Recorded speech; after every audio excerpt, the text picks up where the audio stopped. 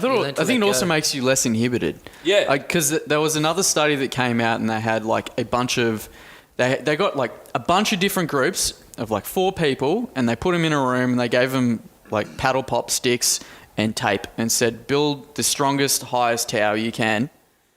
And the person, like the group that got the highest tower and the strongest were this bunch of children. And one of the reasons they think is that there wasn't the same sort of hierarchy.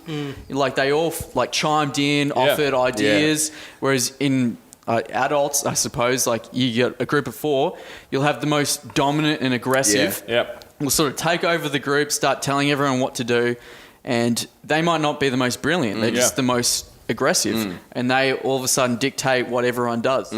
So the children had no inhibition, and maybe that's what these drugs do as well. Are more flexible. Ideas aren't set in stone. Yeah. You know, like we have a lot of preconceived ideas of how a building should be built. Yeah, that's You right. know what I mean? Yeah. And that's discovery for the first time. Yeah, and that's cool, but not when you're building it with fucking paddle pop sticks and sticky tape. Exactly. We don't know how to, you know. So the kids were like, they don't. And I look, obviously, me and you didn't do the study, but I know what you're referencing. I reckon, definitely. I reckon a bunch of different things all related to like just being more creative. You know how you talk about like people being like influential. You said influential people, and about like illicit and like Trump being on diet drugs. Did you ever see or heard of the book? Like it's called War Doctor. No. I think that's what it's called. I think it's about Hitler's physician. Oh. Yeah. But anyway. So like I knew a little bit about this beforehand, and basically like so when Hitler took power in 1934, he got a doctor like from like a man like the Prime Minister of Australia has a doctor that sees to him and so on, as his own private physician. So he had this private physician, and Hitler had like guy's a fuckwit. So he had a whole heap of other issues. So they were kind of like drugging him up, and as the inner party of the Nazi Party got more and more predominant, they wanted to kind of keep the physician feeding him stuff. And this is when the biggest pharmaceutical companies in Germany were starting to give stuff to German soldiers, vitamins, which a lot of them, especially like in the SS and stuff like that, on the Eastern Front later in the war, they were fucking jamming them through like real high strength amphetamines, because these guys were fighting for like 4 or 5 days in a row, and they were just like off their chops. So they were jamming it into Hitler flat out through the whole course of the war. And as it got to a certain point, it became harder and harder and harder. And towards the fall of Berlin, they were sending like a group of like Hitler's personal SS bodyguard to different pharmacies throughout Berlin while he's in the bunker, and the Russians are coming to get these pharmaceutical, like these amphetamines. Yeah. And it's like, fuck, think of all of the dudes in history that obviously did good things, like but then you think of all the dickheads that just that's a different substance though. That's a different, I know, it's a massively different That's substance, like, but it's just kind of leading back to like, you think about, if drugs Trump's dictating on behaviour. that, when we in a culture now where we have a little bit more of an idea of what prescription drugs can do here. Yeah. Go back into the 30s and 40s, 50s, 60s, when we didn't really have an idea, and it was kind of like, it explains historical events where you go, well, that's an irrational decision. Yeah. And why did this happen? And why did he do that? And why was he so erratic and aggressive and all that sort of stuff? And a lot of those things can be traced back to things that you were like unaware of. You just attribute it to their personality, and you go, there's like a really good episode of Black Mirror, which I'll just stand by and say how good it is to anyone, because it's like the whole premise of Black Mirror are these episodes that reflect a blissed dystopian future of where we could be going to based on the current trends of society.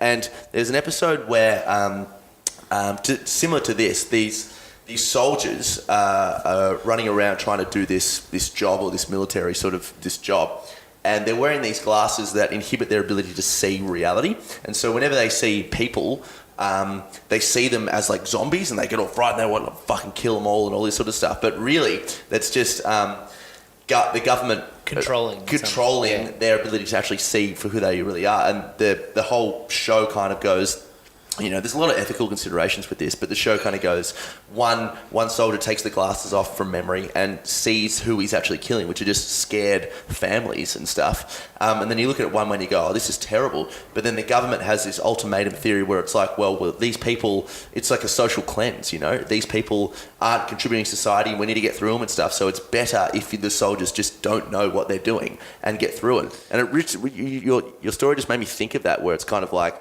these SS Nazis were doing terrible, terrible things, but how much were they being influenced? How much was it really them? It's probably slightly different because it's an amphetamine. It's like it just makes them more aggressive. Yeah. I think everyone in war was on amphetamines though. Like, wasn't Winston Churchill famous for blasting coke? Yeah, he was famous basically. for something. Yeah, Wasn't he? everyone. It was snuff or whatever it is. It was that. But all. I think. Look, I don't know at all. I don't know fuck all. No, about this topic, you're spot on actually, because I was reading the other day that back in World War One, a lot of people were sending sort of like packages to their soldiers on the front, like family members, and they're sending them heroin, cocaine, all these. Vietnam War. Yeah, they're sending them lots of drugs because they're living in fucking hell. Yeah, they are. It's the only way they can cope with it. Yeah. Yep, definitely. And it just goes to show, like, I mean, how many people that are just in our society are doing drugs all the time. It's like, what sort of hell are they living in? Like, why do the people... difference between, like we said, like you kind of went before, like, and I think you went, is like, there's a difference between like pharmaceutical drugs and hallucinogenic drugs. Like, take for instance the easiness to get antidepressants and Ritalin. So I've got attention deficit disorder, and I'm prescribed attention deficit disorder medication, and that does actually help me. That generally affects me. But literally, like, to go back to my psychologist, psychiatrist, and get a prescription, it's because it's a pre-existing thing. They like that. Drop of a hat. Fucking Some of them get a commission off it. Exactly. Not And like, saying yours does, as soon but- as you go get a mental health plan, which I know you've definitely had one, like I'll use one for my sports psychology and for that kind of stuff. To get one of those, almost the first thing at 90% of consultations I've ever gone to, the doctor goes, "Do you feel depressed?" Yeah, yeah. And I'll go, "Well, to a certain degree, yes," or like might have something going on at that time, and then they'll go, "Well, maybe we could think about antidepressants." Yeah, like that's right. fucking at the drop of a hat. Now, Australia's pretty regulated in that sense. So think about like a country like America, where we've seen prescription thugs and all that. Like like you fuck. It's just so bad. Mass produce. It's Advertise though. These- US that and comes US back to and the New- advertisement US thing. and US and New Zealand are the only places in the world that you can advertise. New Zealand. New Zealand, and advertise like your Ritalins and your fucking all A that lot shit. of, But a lot of these pharmaceutical drugs, it's like the upside down world of like the magic mushroom. It is. Yes. It's like It's it's the like exact the upside down dark, the dark, empty side of drugs. Yeah. brings Yeah. you You know? in, lessens your creativity, lessens your Yeah, connection it with does. people. It does. That's why like all the people that the only way that psychedelics are going to come into the mainstream is when medicinally they're accepted as these are fucking crazy beneficial drugs. Yeah, And yeah. nearly every one of them for a certain procedure or certain treatment is better than anything that we can prescribe from a fucking pharmaceutical drug. So it'll slowly start to make its way into some sort of, whether it's you're able to get prescribed or whether it's actually in the mainstream and you can buy them, you can take them, whatever. They're not Schedule 1. But you look at like all the major fucking like civilizations in history, pretty much have a fucking history of taking these substances, and most of the major civilizations that we remember in history, they thrived. That's why we remember them. That's why we talk about them, like the Romans, the fucking Aztecs, the Egyptians. the Egyptians, the Incans, Chinese. The Mayans were huge on it. Yeah. Chinese Imagine if loved it.